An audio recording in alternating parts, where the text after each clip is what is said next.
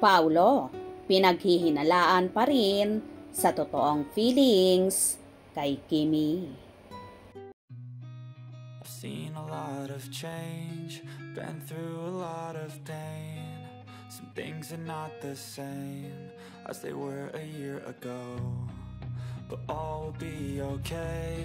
I move on each and every day.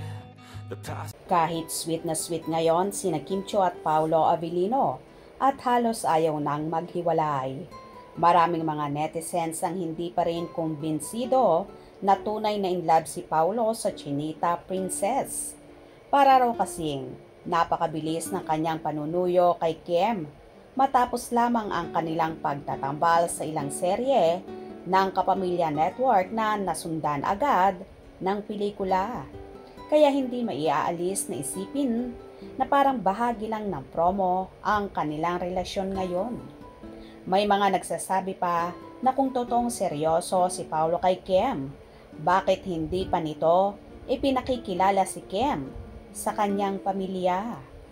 Nang tanungin nga ni Vice Ganda si Kim Chiu kung naipakilala na ba siya sa pamilya ng kanyang mga ex-boyfriend. Dito inamin ni Kim na nakilala na niya ang mga magulang ng kanyang mga naging karelasyon noon. Pakiusap ng mga fans ni Kim Chiu kay Paolo Avellino, pakasalan na niya si Kim dahil past 30 years old na ito para naman magkaroon pa ng pagkakataon na magbuntis at magkaanak dahil pangarapan ni Kim na magkaroon ng kambal. Well, hindi naman talaga maiaalis ito sa madlang people dahil nga sobrang bilis ng pangyayari. Hindi rin naman kasi akalain ni na Kim at Paolo na ganong kainit ang magiging pagtanggap at pagtangkilik sa kanila ng mga tao. Base naman sa opinyon ko, hindi naman siguro ginagamit ni Paolo si Kim dahil base na rin sa pinapakitang pag-aalaga at pagtrato ng aktor sa dalaga. Mapapansin na kahit kailan ay hindi naman niya ito ginawa sa kanyang past leading lady at ganun din sa kanyang past relationship. Ngayon nga ay very open at vocal ang binata na ipaglandakan ng dalaga sa kanyang social media account. Nariyan din ang palagi silang magkasama sa pag-gym at pag-jogging.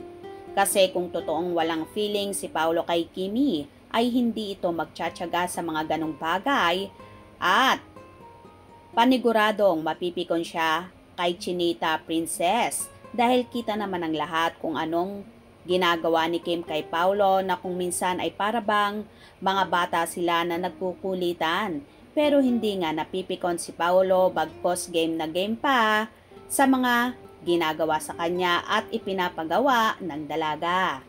Isa lang ang masasabi ko dito, ito'y opinyon ko lang. May namamagitan na sa Kim Pao na ayaw palang nilang isa publiko. Lalo pat si Paolo ay napaka-private na tao pagdating sa kanyang buhay pag-ibig. Kaya nga di niya inamin ang naging relasyon niya sa ex-nobyang si Janine Gutierrez kung saan nauwi din naman sa hiwalayan ang kanilang relasyon. Anyway, umaasa naman ang Kim Pao fandom na hindi sasaktan ni Paolo si Kimi at hindi niya paaasahin ang dalaga. Kaya wait tayo. Malay nyo naman, gulatin na lang tayo at proposal na pala ang magaganap sa Kim Pao.